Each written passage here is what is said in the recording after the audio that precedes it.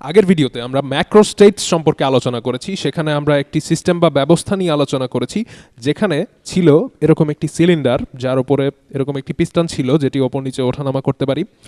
আর এই গ্যাসের অণুগুলোর চাপের কারণে পিস্টনটি ঊর্ধ্বমুখী, আর বিপরীতভাবে পিস্টনের ওপরের এই পাথরটির কারণে পিস্টনটি নিম্নমুখী, আর বাইরের অংশটুকু শূন্যস্থান বা ভ্যাকিউম। তাহলে পিস্টনের ভেতরের দিকের দেয়ালে গ্যাসের অণুগুলো অনবরত বাড়ি খাচ্ছে, অর্থাৎ চাপ প্রয়োগ করছে। আর ধরলাম যে এই পিস্টনটুকুর কোনো ভর নেই। তাহলে যদি ওপরের এই পাথরটি না থাকতো, তবে গ্যাসের দেয়া চাপের কারণে পিস্টনটি আরও ওপরে উঠে যেত, কারণ তখন ওপরের শূন্যস্থান বিপরীত কোনো চাপ প্রয়োগ করতো না। কিন্তু এখানে এই পাথরটি তার ভরের কারণে পিস্টনের উপর নিম্নমুখী বল প্রয়োগ করছে, আর এই দুই বিপরীতমুখী বলের কারণে পিস্টনটি একটি নির্দিষ্ট জায়গায় স্থির থাকছে, অর্থাৎ পুরো সিস্টেমটি একটি সাম্যাবস্থায় থাকছে। আর এই পুরো ব্যাপারটা আমি দেখিয়েছি এই পিভি ডায়াগ্রাম বা লেখচিত্রে। এই লাল রঙা জায়গাটিতেই আমাদের অবস্থান, অর্থাৎ স্টেট 1 বা প্রথম অবস্থান আমরা দেখিয়েছি। আর আগের ভিডিওতে এর পরেই এই পাথরের অর্ধেক আমি বাদ দিয়ে দিয়েছিলাম, আর তখন এই পাথরটির ভর কমে অর্ধেক হয়ে যাবে। তখন পিস্টনটির ওপর পাথরটির দেয়া চাপের পরিমাণও অর্ধেক কমে যাবে, যার কারণে পিস্টনটিও আর স্থির থাকবে না, গ্যাসের চাপের কারণে ওপরে উঠে যাবে। আর পুরো ব্যাপারটা এত দ্রুত ঘটবে যে পিস্টনের কাছাকাছি অবস্থানরত গ্যাসের চাপ কমে যাবে, তখনও এই নিচের গ্যাসের চাপের কোনো রকম পরিবর্তন ঘটবে না, অন্তত ওই মুহূর্তেই না।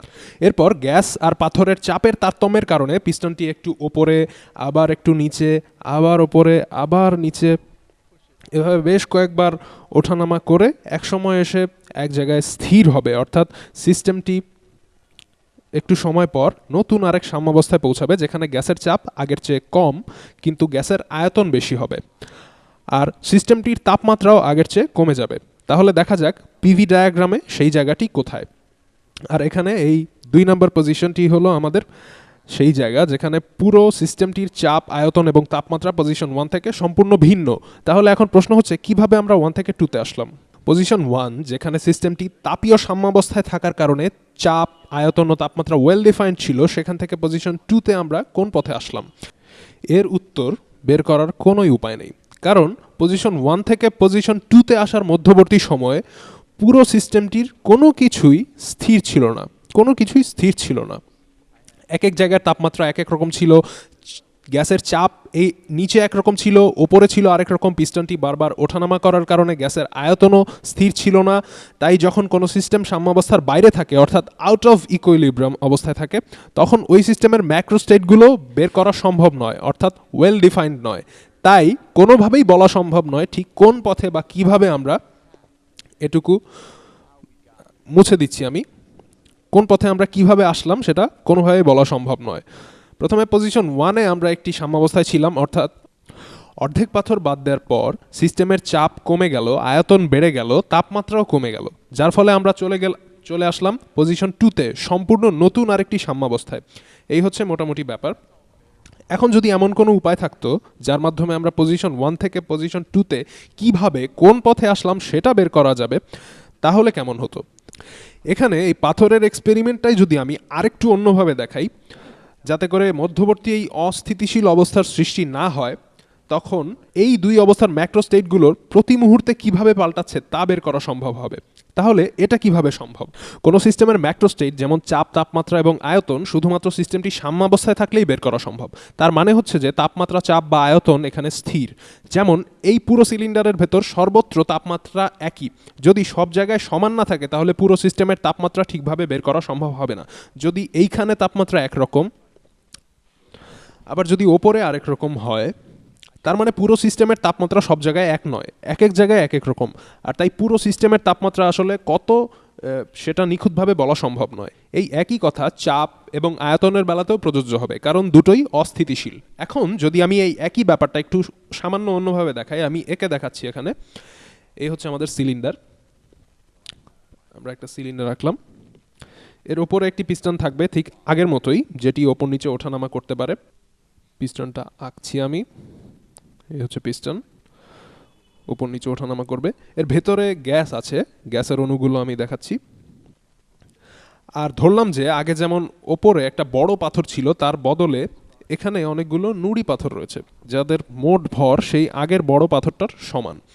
অসংখ্য নুড়ি পাথর, আচ্ছা ধরা যাক নুড়ি পাথর না, অসংখ্য বালুকণা রয়েছে, ক্ষুদ্র ক্ষুদ্র অসংখ্য বালুকণা, যাদের মোট ভর সেই পাথরের ভরের সমান।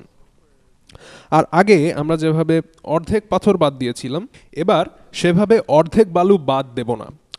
অর্থাৎ আগের মতো এই দুই অবস্থার মাঝখানে যাতে কোনো রকম অস্থিতিশীল অবস্থার সৃষ্টি না হয়, সেরকম কিছু আমরা হতে দেব না। তার বদলে আমরা খুবই সূক্ষ্মভাবে, খুবই অল্প অল্প করে ভর কমাবো। খুবই অল্প করে, ধরা যাক একটি মাত্র বালুকণা আমরা সরিয়ে নিলাম। আমি একটি ক্ষুদ্র বালুকণা সরিয়ে নিলাম, অর্থাৎ অত্যন্ত ক্ষুদ্র পরিমাণ ভর আমি কমিয়ে দিলাম। এখন তাহলে কি হবে? এই পিস্টনটা সামান্য একটু উপরে উঠবে। আমি সেটাই আঁকবো এখন। কপি পেস্ট করে আমি দেখাচ্ছি। তাহলে কপি পেস্ট করে দেখাচ্ছি। এখন তাহলে একটি বালুকণা সরিয়ে নেবার পর নিম্নমুখী বল আগের চেয়ে সামান্য পরিমাণ কমে গেল, অর্থাৎ নিম্নমুখী চাপ সামান্য পরিমাণ কমলো, আর তাই সিলিন্ডারের পিস্টনটি খুবই সামান্য পরিমাণ ওপরে উঠে যাবে। খুবই সামান্য পরিমাণ। আমি নিচ থেকে এটা একটু মুছে দিচ্ছি। পিস্টনটি খুবই সামান্য পরিমাণ ওপরে উঠে যাবে, খুবই সামান্য পরিমাণ। আর এই ওঠাটুকুর সময়ও লাগবে খুবই সামান্য পরিমাণ। আর এর ফলে আগের মতো এরকম কোনো অস্থিতিশীল পরিস্থিতিরও সৃষ্টি হবে না। যদিও আমরা এখনও পজিশন 2-তে আসতে পারিনি, কিন্তু আমরা পজিশন 1 থেকে সামান্য একটু সরে হয়তো এই অবস্থানে এসেছি, যেটা আমরা দেখাচ্ছি। সামান্য একটু সরে পজিশন 2 এর আরেকটু কাছে আসলাম। তাহলে সামান্য একটু ভর কমানোর ফলে সিস্টেমের চাপ কমেছে সামান্য একটু, আয়তনও বেড়ে গেছে সামান্য, আর তাপমাত্রাও কমেছে। আর আসল ব্যাপারটা হচ্ছে যে পুরো প্রসেসটা আমরা করেছি অল্প অল্প একটু একটু করে। সামান্য একটু ভর কমানোর ফলে আমাদের সিস্টেমটা সাম্যাবস্থার খুবই খুবই কাছাকাছি থাকছে। আর এভাবেই প্রত্যেকবার যদি আমি একটি করে বালুকণা সরাই, তবে প্রত্যেকবারই সিস্টেমটি প্রায় সাথে সাথেই স্থিতাবস্থা প্রাপ্ত হচ্ছে। অর্থাৎ এভাবেই চলতে থাকলে পুরোটা সময় ধরেই সিস্টেমটা ইকুইলিব্রিয়ামে থাকছে। এবারে আসুন একই জিনিস আরেকবার দেখা যাক। এবার আমি হাতেই আঁকছি। তাহলে আবার একটি বালুকণা আমরা সরিয়ে নিলাম এবার, যার ভর অত্যন্ত ক্ষুদ্র, অত্যন্ত কম, আর তাই পিস্টনটিও আরও একটু খুবই সামান্য পরিমাণ ওপরে উঠে যাবে। ধরি সামান্য একটু উঠে এইখানে আসলো। আর তাহলে এখানে এখন আগের চেয়ে একটি বালুকণা কমে যাবে, ভেতরের গ্যাসের আয়তনও সামান্য একটু বাড়বে, চাপ একটুখানি কমবে। আর ধরলাম যে আমাদের অবস্থান এখন আরেকটু সরে এই পয়েন্টে আসলো। আর এই যে প্রক্রিয়া বা প্রসেসটা আপনারা দেখলেন, এর নাম হচ্ছে কোয়াজি স্ট্যাটিক প্রসেস। আমি লিখছি কোয়াজি স্ট্যাটিক প্রসেস। কোয়াজি অর্থ অলমোস্ট বা প্রায় এক। এরকম নামের কারণ হচ্ছে যে পুরোটা সময় জুড়েই সিস্টেমটা বলতে গেলে প্রায় সাম্যাবস্থায় থাকছে। প্রত্যেকবার একটি করে বালুকণা সরানোর ফলে সাম্যাবস্থায় প্রায় কোনোই হেরফের হচ্ছে না, কিন্তু একটু একটু করে আমরা ঠিকই পজিশন 2 এর দিকে সরে আসছি। আর বাস্তবে যদি আমি এভাবে একটি একটি করে বালুকণা সরাই, বালুকণারও খুবই সামান্য পরিমাণ হলেও ভর আছে, তাই সিস্টেমটিতে খুবই খুবই সামান্য পরিমাণ হলেও অস্থিতিশীলতা আসবে। আর তাই যদি আরও ক্ষুদ্র বালুকণা নিয়ে আরও ধীরে আমরা কাজটা করি, তাহলে প্রত্যেকবারই আমরা সাম্যাবস্থার আরও কাছাকাছি থাকব। পুরো ব্যাপারটাই আসলে থিওরিটিক্যাল। প্রত্যেকবার একটি করে অতি ক্ষুদ্র বালুকণা সরিয়ে ধীরে ধীরে আমরা 1 থেকে 2-তে চলে আসছি। আর এরকম করার কারণ একটাই, সেটা হলো মাঝখানের এই পথটা আমাদের বের করা। কেন আমরা এত সময় নিয়ে এত সতর্কতার সাথে সিস্টেমটাকে সাম্যাবস্থায় রাখার চেষ্টা করছি এই পুরোটা সময় ধরে? কারণ আমাদের ম্যাক্রো স্টেটগুলো, অর্থাৎ চাপ, আয়তন এবং তাপমাত্রা সাম্যাবস্থা ছাড়া আর অন্য কোনো অবস্থাতেই বের করা সম্ভব নয়। তাই যদি এই কাজটা আমরা অনেক অনেক সময় নিয়ে একটু একটু করে করি, তাহলে আমরা যে কোনো মুহূর্তের জন্য সিস্টেমের চাপ, তাপমাত্রা এবং আয়তন অর্থাৎ ম্যাক্রো স্টেটগুলো বের করতে পারছি, যার ফলে আমরা একটি নির্দিষ্ট পথ বের করতে পারছি। তাহলে এভাবে একটু একটু করে আমরা একসময় বের করে ফেলবো সেই পথ যেটা ধরে আমরা পজিশন 1 থেকে পজিশন 2-তে এসেছি। সেটা আমরা এই পিভি ডায়াগ্রামে দেখাতে পারবো। 1 থেকে 2-তে যাওয়ার পথটা বের করে ফেলতে পারবো। কিন্তু এত কষ্ট করে এগুলো আমরা কেন করলাম? এখন সব কিছু দেখার পর আপনার মনে প্রশ্ন আসতে পারে, কিংবা আপনি হয়তো বইতেও দেখেছেন যে এই প্রসেসটা কোয়াজি স্ট্যাটিক প্রসেস হতেই হবে। আপনি হয়তো প্রচুর আলোচনা দেখেছেন, কোয়াজি স্ট্যাটিক প্রসেস নিয়ে প্রচুর আলোচনা রয়েছে। এখন আপনার মনে হতে পারে যে এত সময় নিয়ে একটা একটা করে বালুকণা সরানো, এত কিছু করে এই এত ঝামেলা করার কি দরকার? কারণ একটাই, সেটা হচ্ছে পুরোটা সময় ধরে যাতে সাম্যাবস্থার কাছাকাছি থাকা যায়, অর্থাৎ প্রত্যেক মুহূর্তের চাপ ও আয়তনের হিসেবটা জানা যায়। বাস্তবে আসলে এরকম করা সম্ভব নয়, কিন্তু যদি এভাবে একটু একটু করে ক্ষুদ্র ক্ষুদ্র বালুকণা সরিয়ে আমরা এগোই, তাহলে প্রত্যেকবারই তার জন্য আমরা একটি করে সাম্যাবস্থা পাবো। আর যদি আপনি আরও সূক্ষ্মভাবে হিসাব করতে চান, তাহলে আরও ক্ষুদ্র বালুকণা নিয়ে কাজটা করতে পারেন।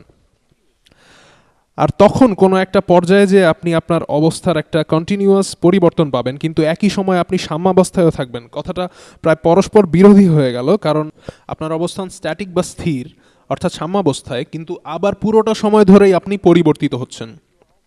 পুরোটা সময় ধরেই আপনি আবার পরিবর্তিত হচ্ছেন। প্রত্যেকবার আপনি একটি করে বালুকণা সরাচ্ছেন, কিন্তু আপনি কাজটা এত আস্তে করছেন যে আগের মতো আর অস্থিতিশীল কোনো অবস্থার সৃষ্টি হচ্ছে না। পিস্টনটি ওপর নিচে বারবার ওঠানামা করছে না, অস্বাভাবিক কোনো তাপমাত্রার পরিবর্তন হচ্ছে না, তার বদলে খুবই ধীরে ধীরে পিস্টনটি ওপরে উঠে যাচ্ছে। এই এত কিছু আমি আলোচনা করছি কারণ এটা ছাড়া তাপগতিবিদ্যার অনেক কিছুই, যেমন পিভি ডায়াগ্রাম সংক্রান্ত যাবতীয় ব্যাপার, তারপর ভবিষ্যতে আমরা কার্নো ইঞ্জিন সম্পর্কে আলোচনা করব, এই সব কিছুই এই পিভি ডায়াগ্রামের এই থিওরির ওপর ভিত্তি করেই বর্ণনা করা হয়েছে। আর এই সব ব্যাপার কোয়াজাই স্ট্যাটিক প্রসেস ছাড়া কোনোভাবেই বর্ণনা করা সম্ভব না। এবারে আমি নতুন আরেকটি টার্ম নিয়ে আলোচনা করব, যেটি তাপগতিবিদ্যারই বিষয়। প্রথমবার শব্দটি শুনে আমারও বুঝতে বেশ সমস্যা হয়েছিল। শব্দটি হচ্ছে রিভার্সিবল প্রসেস বা বিপরীতমুখী প্রক্রিয়া। Reversible process. কখনো কখনো কোয়াজাই স্ট্যাটিক আর রিভার্সিবল টার্ম দুটি একে অপরের বদলে ব্যবহার করা হয়, কিন্তু একটি পার্থক্য রয়েছে। সব রিভার্সিবল প্রসেসই কোয়াজাই স্ট্যাটিক প্রসেস, কিন্তু সব কোয়াজাই স্ট্যাটিক প্রসেসই রিভার্সিবল নয়। কিছু কিছু ক্ষেত্রে ব্যতিক্রম রয়েছে। রিভার্সিবল প্রসেসটি আসলে কি সেটা এবারে বলি। এখান থেকে আমি একটি বালুকণা সরানোর ফলে এসেছি এই অবস্থায়, পরের অবস্থায়। এর ফলে পিস্টনটি সামান্য একটু ওপরে উঠেছে। এখন যদি পিস্টনটি লোহার হয়, তবে ওপরে ওঠার সময় এর সাথে সিলিন্ডারের ঘর্ষণের ফলে কিছু পরিমাণ শক্তি তাপ শক্তিতে পরিণত হবে, কিছু শক্তি ঘর্ষণ বা তাপ আকারে বেরিয়ে যাবে। রিভার্সিবল প্রসেসের ক্ষেত্রে আমরা ধরে নেব যে এখানে কোনো ঘর্ষণ হবে না। যখন সিস্টেমটি আমরা ধরলাম পজিশন এতে থাকবে, আমরা ধরলাম এটি পজিশন এ, এটি বি, এটাও এ, এটাও বি। যখন আমরা এ থেকে বিতে যাব, প্রথমত পুরোটা সময় সাম্যাবস্থা প্রায় একই থাকছে, অর্থাৎ সিস্টেমটির ম্যাক্রোস্টেটগুলো ওয়েল ডিফাইন্ড। এবং দ্বিতীয়ত, এ থেকে বিতে আসার ফলে শক্তির কোনো অপচয় বা রূপান্তর ঘটবে না। এই দুটো বৈশিষ্ট্য খুবই গুরুত্বপূর্ণ। এক, সাম্যাবস্থা প্রায় একই রকম থাকছে, এবং দুই, শক্তির কোনোই অপচয় ঘটছে না। আর রিভার্সিবল প্রসেসের ক্ষেত্রে যখন আমরা বি অবস্থানে চলে আসব, তখন আমরা চাইলে এখানে আবার একটি বালুকণা যোগ করে আবার এ অবস্থানে ফিরে আসতে পারি। অর্থাৎ পিস্টনটি খুব সামান্য পরিমাণ নিচে নেমে আসবে আর সিস্টেমটি আবার পজিশন এতে ফিরে আসবে। আর তাই এর নাম বিপরীতমুখী প্রক্রিয়া বা রিভার্সিবল প্রসেস। ধরুন আমরা আছি এই পয়েন্টে, একটি বালুকণা সরিয়ে আমরা আসলাম এইখানে। যেহেতু কোনো শক্তির অপচয় বা রূপান্তর ঘটছে না, তাই চাইলে আমরা একটি বালুকণা যোগ করে আবার আগের অবস্থানে ফিরে আসতে পারি। কিন্তু বাস্তবে কখনোই এরকম পুরোপুরি রিভার্সিবল প্রসেসে ফিরে আসা সম্ভব নয়। আমরা যেদিকেই যাই না কেন, সবসময় কিছু পরিমাণ শক্তি তাপ শক্তিতে পরিণত হবে বা অপচয় হবে। বাস্তবে শক্তির অপচয় ঠেকানো সম্ভব নয়। যদি আমি এই পয়েন্টে থাকি, তাহলে একটি বালুকণা যোগ করে যদি আগের অবস্থানে ফিরে যেতে চাই, তবে কিছু পরিমাণ শক্তি ক্ষয় হয়ে আমি আগের কাছাকাছি অন্য আরেকটি পয়েন্টে ফিরে আসবো। কিন্তু এখনকার মুখ্য বিষয় এটা নয়। এই ভিডিওর আসল ব্যাপারটা ছিল যে এই দুই অবস্থানের মাঝামাঝি ম্যাক্রোস্টেটগুলো আমরা জানতাম না, কারণ পুরো সিস্টেমটি অস্থিতিশীল অবস্থায় সাম্যাবস্থার বাইরে ছিল। আর এই দুইয়ের মধ্যবর্তী অবস্থান জানার জন্য পুরো প্রসেসটি অনেক ধীরে করতে হয়েছে, এতই ধীরে যে বাস্তবতা করতে গেলে কখনোই শেষ হতো না। পুরো ব্যাপারটি আমরা কল্পনা করেছি। তাই বালুকণার সাহায্যে ব্যাপারটি সহজভাবে আমরা ব্যাখ্যা করার চেষ্টা করেছি, যেখানে একটি একটি করে বালুকণা সরিয়ে আমরা এই ডায়াগ্রামে পুরো প্রসেসটির শুরু থেকে শেষ পর্যন্ত প্রতিটি বিন্দুর অবস্থান আমরা বের করেছি। আর তাই এই প্রসেসের নাম কোয়াজাই স্ট্যাটিক প্রসেস বা প্রায় স্থির। কারণ প্রতিটি বিন্দুতেই সাম্যাবস্থা আগের বিন্দুর প্রায় সমান, অর্থাৎ তখন চাপ, আয়তন ও তাপমাত্রা নিখুঁতভাবে বের করা সম্ভব। আর এই কাজ করতে গিয়ে যদি কোনো শক্তির অপচয় না হয়, কোনো শক্তি তাপ আকারে বের না হয়ে যায়, তবে একই ব্যাপার আমরা ঠিক উল্টোভাবে করতে পারি। অর্থাৎ যেভাবে আমরা একটি বালুকণা সরিয়ে নিয়েছিলাম, ঠিক বিপরীতভাবে একটি বালুকণা যোগ করে আমরা ফিরে আসতে পারি। একটি উদাহরণ এবার দেখা যাক। আচ্ছা থাক, উদাহরণটি আমি পরের ভিডিওতে দেখাবো। আশা করি এই দুটি ব্যাপার আপনাদের বোঝা হয়ে গেছে। এই দুটি ব্যাপার নিয়ে আমি নিজেও কনফিউজ ছিলাম। প্রথম আমি যখন এগুলো পড়ি, তখন ভেবেছিলাম যে এটা দিয়ে আমার লাভটা কি।